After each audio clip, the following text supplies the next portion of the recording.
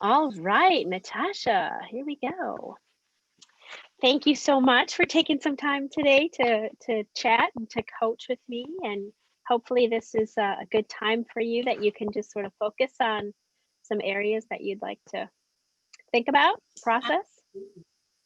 Excellent. Yes, thank you. Had some time to prepare a little bit and just kind of center myself and be present. So I'm ready. Excellent. Well, tell me a little bit of what you would like to chat about today. So I've really been um, it's kind of been a challenge for me, and my current role is a little bit newer to me. Um, and I'll just be honest, in my communicating with my immediate supervisor or director, whatever you want to say. Um, I find this like push pull a little bit. Like uh, something triggers me where I feel like I'm constantly not having control over some basic task and being completed. I feel like I'm being micromanaged a little bit.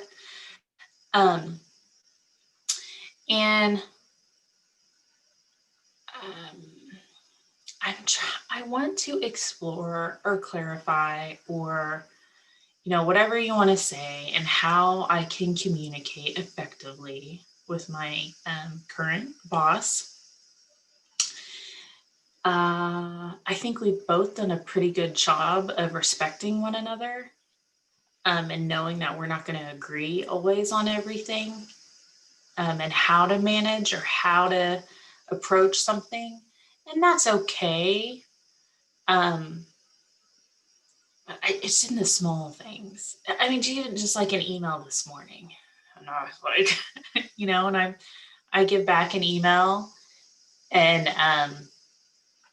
it I'm not used to having to explain myself in the most basic task all the time. Well, this is a new world I'm in. I'm in the science implementation, doing a little bit of research on coaching, for child welfare supervisors. And I'm used to doing, right? So I'm used to action steps, doing, working, like just being in it. In this job, there's more being talked at and listening, than doing. And that's hard for me because there's six of us, and we're in these constant meetings all the time with just us six, seven counting the director. And we spend all this time talking about what I feel is the same thing. And when I speak up, I feel like I say the obvious. I mean, like, I'm a very logical, rational person. So I'm just like the elephant in the room. You just, say it. And then I have to get spoken to and explained why my comment or why my idea or thought. Well, let me just explain to you why it doesn't work this way. You don't have to explain to me. I already know. Maybe my point is we're talking about the same thing we talked about 6 months ago. So how do we want to go about it differently? like, there's a lot of triggers there for me happening, and it's been hard. It's been a big adjustment. Um, it's been an adjustment, and I found myself talking to my old director the other day, and I said, I just feel lonely in, I keep, in all of my time in child welfare, it's been the same issue that you've got tons of initiatives that come out at people all saying this is the way, this is the one that's going to make the system better, and nobody seems to address the main core things. Is there's lack of experience in the field, there's turnover, and you don't get quality work that way. You don't get, families are treated poorly, poor decisions are made about families, lack of trust. And I have a real passion for learning the systemic issues. And and so now I'm in this situation where we're talking about this system that I just came from 15 years in. I think I know a thing or two about what they're going through. People don't want to hear it. And that's what I found experiencing when I was in the field from admin. They don't want to hear it. Well, now I'm a part of this research group that's trying to do a cultural shift and coach, and they can't understand why it's not working, why people aren't coaching, why they're not logging. And it goes back to the same thing for me all the time of you can't teach someone. The brain doesn't absorb when you're in crisis mode, when you're in chaos, when you are surviving.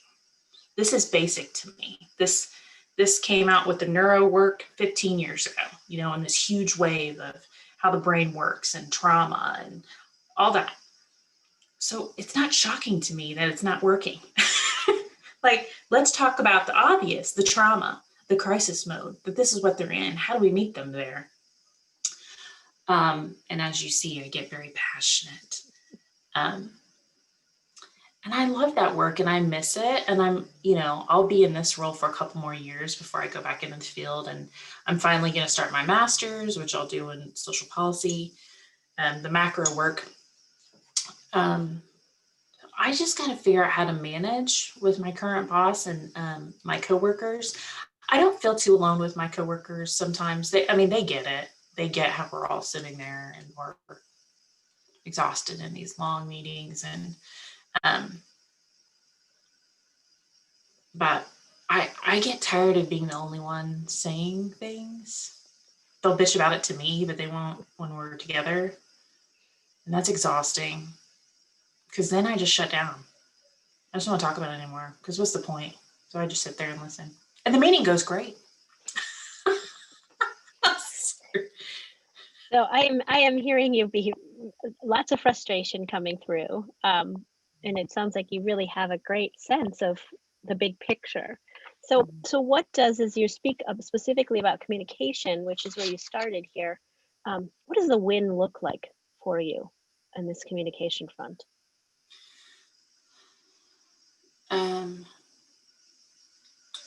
That's a great question in the way of, I don't know, I think, and maybe some of that's part of the issue. I don't, when I sent an email response earlier and I thought, okay, how could I have done that differently? Or, and I thought it through from multiple different angles and I said, no, that's okay with what I did. So I did some serious self-talk, but I really thought about it. And I thought in that moment, no, that's okay. There are other moments. So I guess what I'm pushing through is my email stuff's okay. But I think in these meetings and the verbal, how do I speak in a way where it's kind of more and validate what they're saying? My boss, yep, I get that. Mm-hmm. And then adding to it in a way that just doesn't devalue what they just said. Because everything's, I'm not used to so many people taking things. So I just come from a world where it's tough everywhere. In social welfare, child welfare, you're short resources, you're dealing with difficult issues all the time. And you deal with what's in front of you in the best way you can. And then you got to move on, So I'm not used to analyzing everything we do all the time. It's exhausting. What is, you talk about this kind of exhaustion and this kind of triggering. What is this calling up for you? What's the emotion that's being evoked? Well, I think it has. I'm learning that I think it does have a lot more to do with this trigger between all of that frustration of 15 years in the field and going, man, the systemic breakdowns, So seeing that over and over in different positions, now I'm in this position And I feel like I'm seeing it again. And I'm seeing it at a level of research and administration, how they came together and going, man, I wish I could be at that table of and engage. And instead it's my boss, and that's okay. But I feel like that's another perspective that's been up here for a really, really long time and has forgotten what it's like here. And so that the advocating is not happening. So that's because that's where that's where I feel like my passion and all this workup gets like, man, here we are again, you know? And part of that's just life. That's going to be in any system. So as you think about steps, what would be helpful? What adjustments might be helpful in order to get to this bigger goal that you have identified? Well, I mean, now that I think about it, probably managing this trigger. I mean, kind of one, recognize that, oh, this makes sense why I'm starting to get my bubble starting to bubble up, because that makes sense. Acknowledge that I am working to do something about it. I'm going back to school. I want to further my education so I can be at a role that hopefully is more effective, or can be part of the creating a bridge between middle line staff, frontline staff, and admin staff. I'd love to be a part of that world. So I am taking action on a personal level to deal with this long term. For short term, managing, I need to manage my responses in these meetings. That don't let my, I don't need to think so big sometimes. It's not the end all be all. You know what I mean? Like, it'll be okay if I leave a meeting and I don't share every thought. It's okay. See, then I think I have done that. I've done that for like 6 months. And I think I'm kind of exhausted with that at the same time. I don't know. This it kind of keeps coming back. I am seeing this. You talked about this bubble, kind of this bubble expanding and contracting. It sounds like that is kind of, I see it and recognize it. I'm curious about sort of what's kind of the conflict in the values you have and the situation you're describing.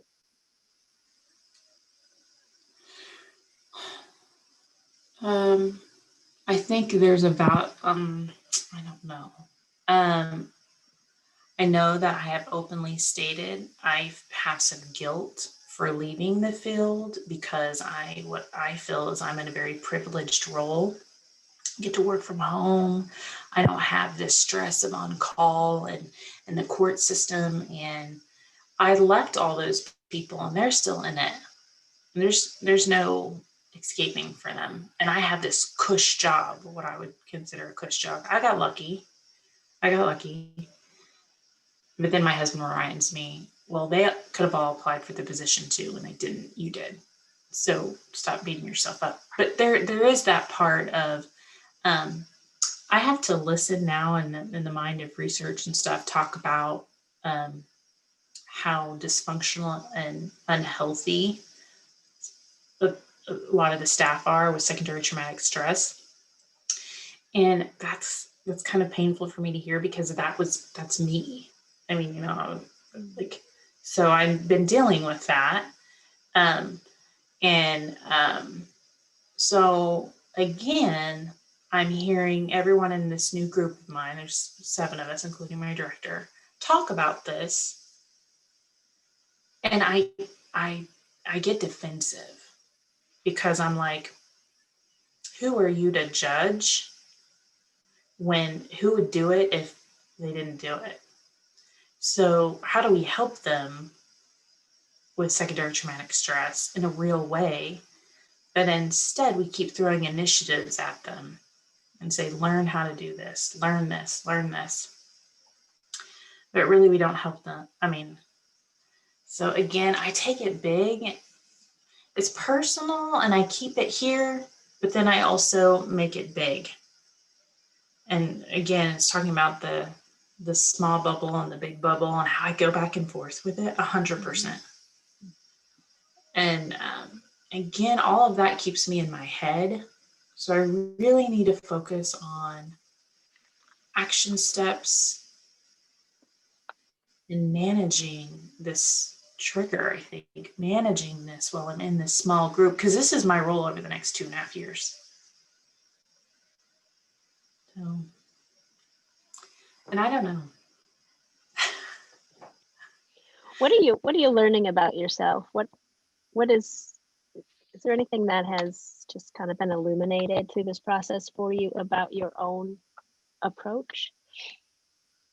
When you mention the value, and when I go back to there's something triggering for me going, man, why don't we take care of caregivers and helpers and human services folks?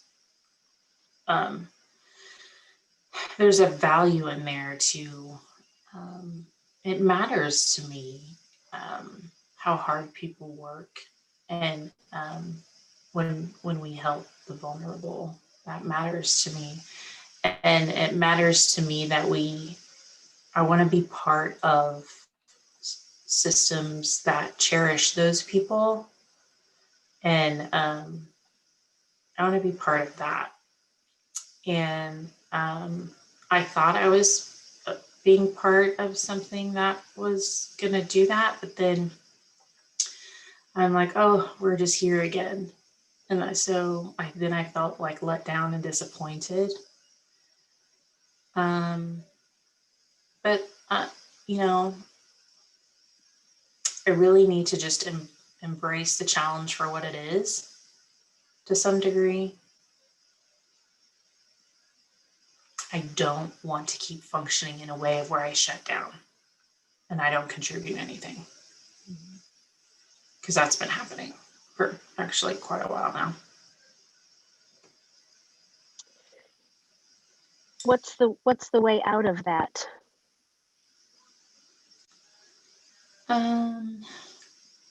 Baby steps and practice in the moment, and just to stop overthinking a response and maybe just say it.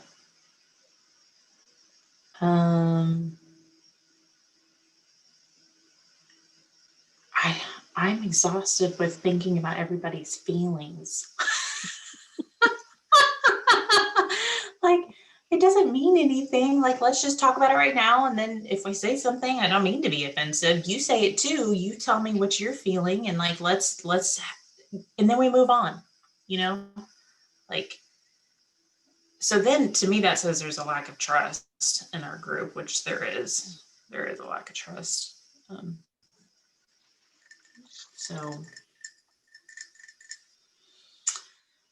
So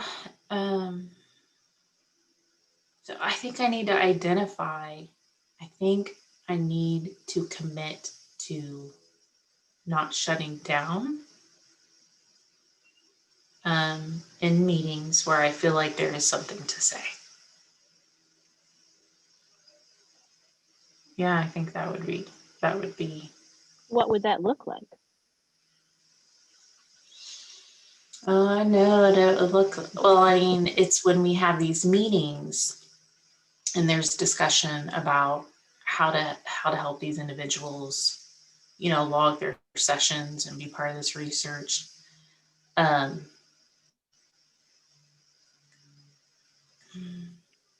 part of it I feel like is saying, now remember, this is what they're going through. So how can we meet them there, knowing these things are happening, knowing that there's a secondary traumatic stress intensely happening with them. So let's think about our resilience that we teach, the Resilience Alliance, and how can Coach fit in there?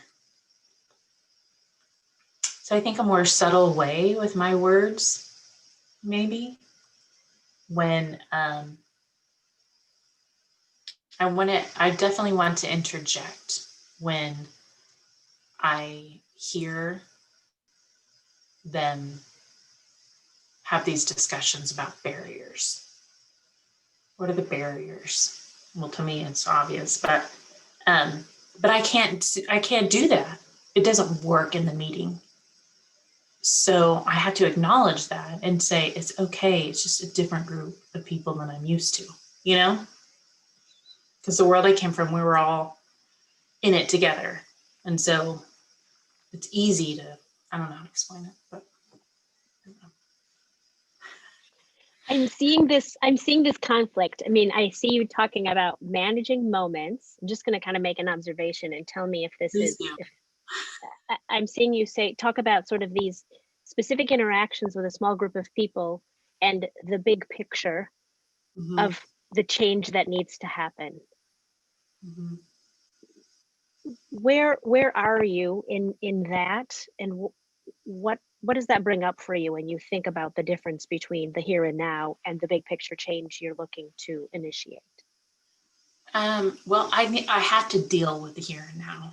I have to be present, and I'm learning the power of presence, and that will help me manage this struggle of seeing how it affects the bigger picture, because I can't immediately change that. I just can control my presence now. And I've really had to think about that and accept that. And I just remind myself of that.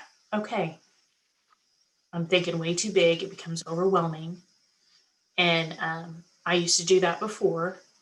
I can remember when I first entered the field and I learned about all the dysfunction. And I was like, oh, this is so sad. So it's important to me to be present. I've learned the value of that this past year, and coaching has done that for me. The value of being present and owning my moments and the power within that, right? The power of my voice during that time, and don't just waste it or use it carefully. That has become important to me during this year in learning and coaching, because that's what I can control. And so when I vent loudly and big. But the reality is, it's because I'm just avoiding. I gotta keep it here, because that's what's real. That's what I can control. So that's why I keep bringing it back, because I know ultimately that's what I need to do. It's about my actions, my behaviors, and stop focusing on other people's, because I can't do anything about that. So that's where that comes from. I don't know. Lynn, those are great observations. I'm curious how you are going to take that learning. I mean, you said it, you identified it. I'm curious, how will you take that learning and apply it to the challenge that you identify? I think there is a balance, that there are moments where I need to step up and embrace what I have to bring to the table, and stop overthinking how it's gonna make others feel. Do it respectfully, obviously, and which I do. I mean, I'm not, I do. I'm not heartless or anything, but I'm direct, and I try to be. I believe in transparency. I think communication and transparency are key when you're working within a group. So I think that is what I want to take. That is what I want to really challenge myself to do, to work through this issue. is to not give up, not have these meetings. It's engaging in these meetings. I got to do these meetings and speak to what I'm thinking or feeling. So that's what I think I need to identify. What else? What else might you do?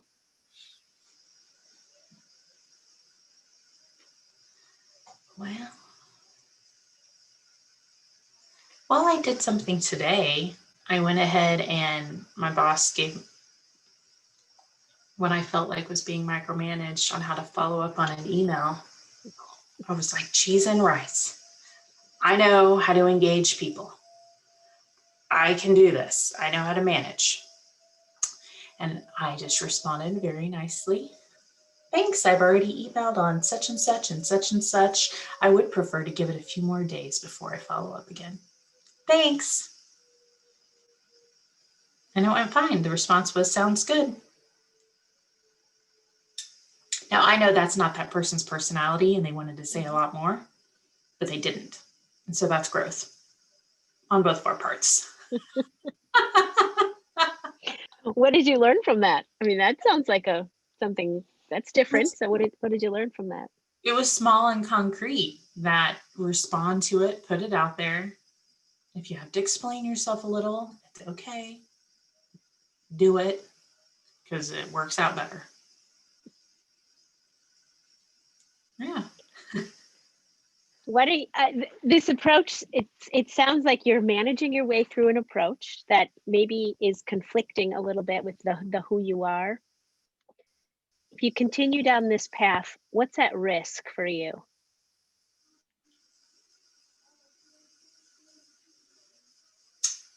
I've already experienced a loss in my identity when I left this front intense work to coming here as a helper and what it means to be a helper.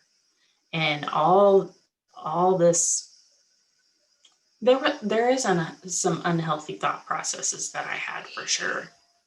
So I dealt with, and I feel like I've navigated through that, this identity of being a helper, a social worker.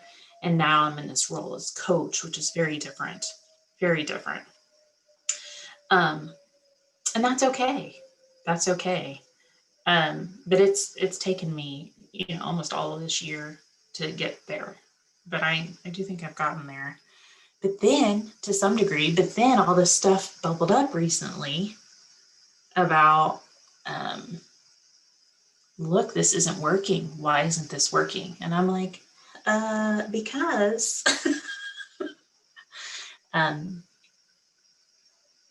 I'll be okay. I'll manage through it either way, because that's what I do. I'll be okay. But I'm going to have a release somewhere. And I do have a good friend who's a director in the field, and she'll be my support when I need it. When I'm like, man, I am feeling like the lone island here. Like I'm so tired of having the same conversation. And she'll be my listening ear. And to some degree, I'm going to have to accept I'm not going to get fulfilled in this job in that way. And part of me is accepting that, and that's okay. It's not like I'm not learning from it. I'm learning the good and the bad. You learn from the bad. So I'm learning. I just will have some struggle. That's okay. You're talking about the loss and identifying that loss. And certainly that is, it sounds like what's at risk, right? That was what you identified as at risk, is that loss between what you're doing and what you did and what role you have now. I'm curious as to how you're going to mitigate that risk, because that's a pretty big risk. So how will you mitigate that risk? Well, honestly, I think going to school while I'm in this role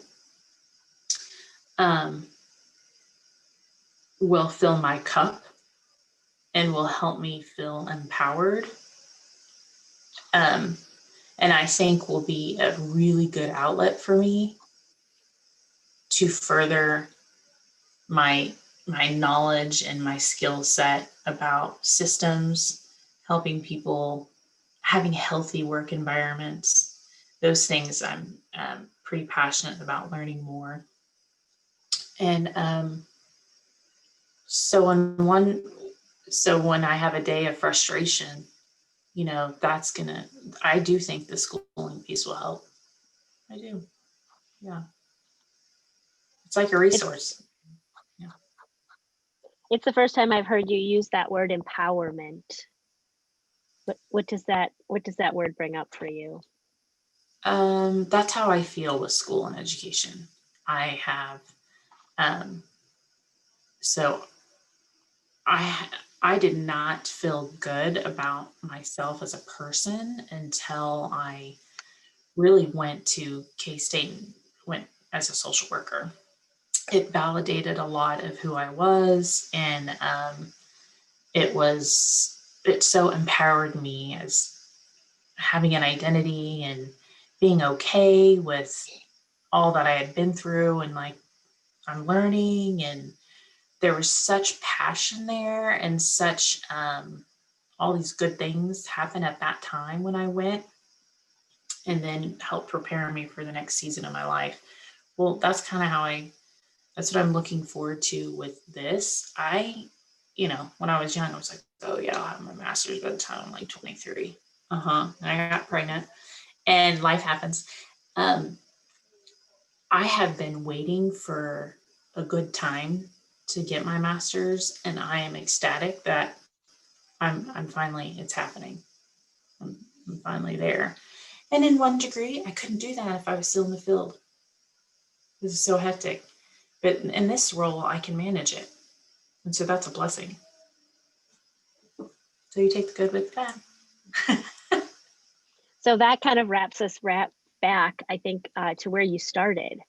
So I'm curious, just looking back at the first challenge that you identified, which is kind of this communication at this kind of new scenario that you're finding yourself in. What is the connection between that and what you just described?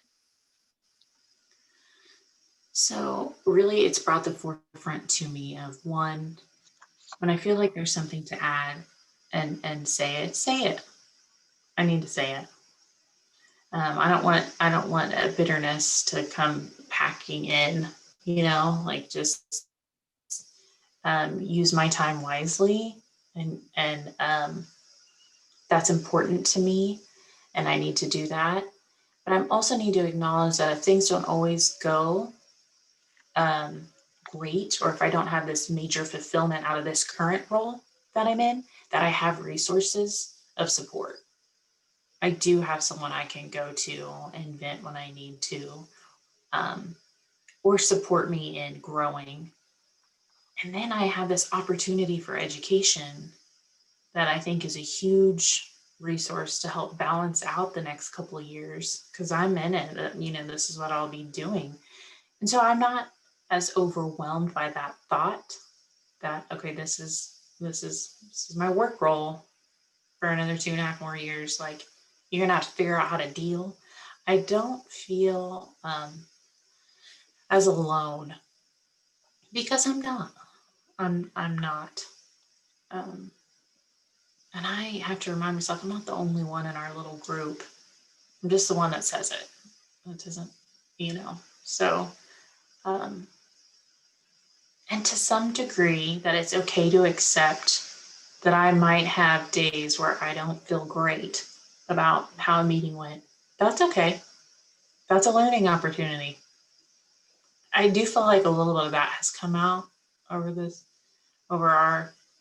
my ramblings. So yeah, I think there are several things that came out that I can hold on to. Excellent. So you talked about what was helpful. Is there anything else that you would like to delve into that might be helpful? No, I mean, I really think I need to remember this. Use your time wisely, and I need to hold on to that. And I don't want to hold on to, by feeling a certain way for a long period of time.